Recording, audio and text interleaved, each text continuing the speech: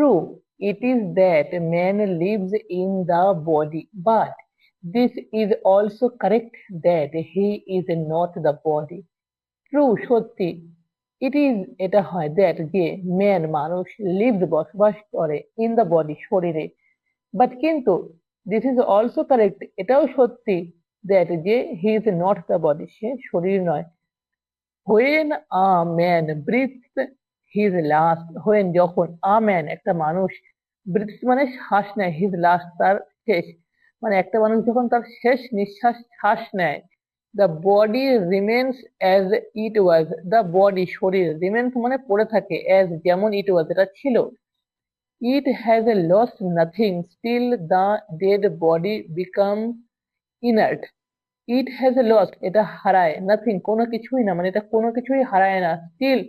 তথাপি বা তবুও, দ্য ডেড বডি শরীর, ডেড বডি মানে শরীর, মৃত্যু শরীর, বিকামস ইনার্ট মানে বিকামস হয় ইনার্ট মানে জড়ো, তাহলে মৃত্যু শরীর হয় জড়ো। If it is kept for a short period, if যদি ইট ইজ কেপ্ট এটা রাখা হয় ফর আ শর্ট পিরিয়ড একটা কিছুক্ষণ পিরিয়ড সময়ের জন্য, মানে কিছু সময়ের জন্য, it decays and composition starts, it decays এটা ডিকেজের অর্থ কি ক্ষয়প্রাপ্ত হয় এন্ড এবং ডিকম্পোজিশনের অর্থ কি পচন ধরে, যেটা ক্ষয়প্রাপ্ত হয় এবং পচন ধরে, স্টার্ট শুরু হয়, and emits foul smell and insects start crawling, এবং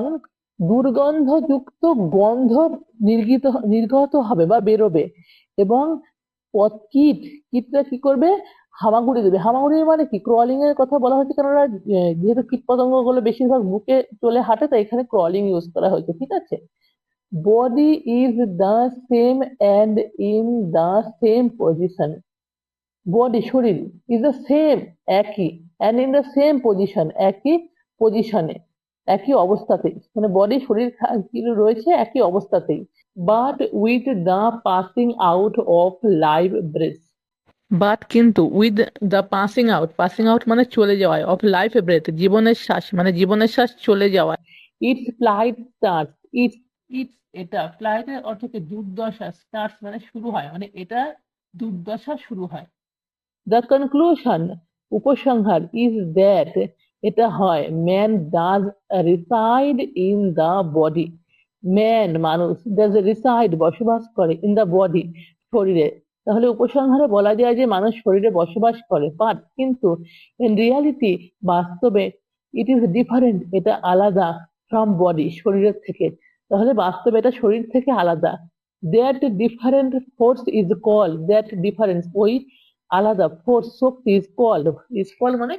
ডাকা হয় বা বলা হয়, ইজ কল্ড সোল মানে ডাকা হয় সোল আত্মা বলে। ইনফ্যাক্ট প্রকৃত পক্ষে, দ্যাট ইজ দ্য ম্যান এটাই হয় মানুষ। হোয়াট এম আই আমি কি, the correct answer to this is, the correct answer মানে সঠিক উত্তর, টু দিস এর, ইজ যে, আই এম দ্য সোল আমি হই আত্মা।